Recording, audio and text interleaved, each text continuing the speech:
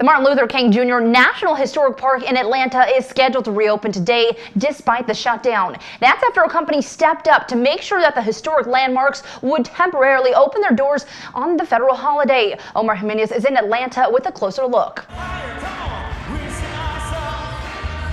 At Ebenezer Baptist Church in Atlanta, Martin Luther King Day means just a little bit more. It's where both Martin Luther King Sr. and Jr. were once pastors, much like Reverend Raphael Warnock is now. Somebody convinced us that life is a zero-sum game. I am under no illusion that I'm walking in Dr. King's shoes. My job is to stand on his shoulders. There are still people in our congregation who knew ML, as they call it.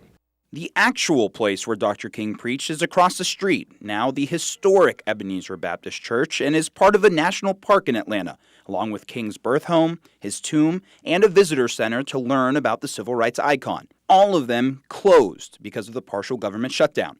That was until Atlanta-based Delta Airlines stepped in, offering grant money to the National Park Service to reopen. It says something about Atlanta, too. And there is no Atlanta without all of this. And the money may be needed for the foreseeable future, with no end in sight to the government shutdown on the horizon and hundreds of thousands of federal workers hung out to dry, some of them in Reverend Warnock's congregation. We are witnessing a shutdown in government, a breakdown in decency, civility, and common sense.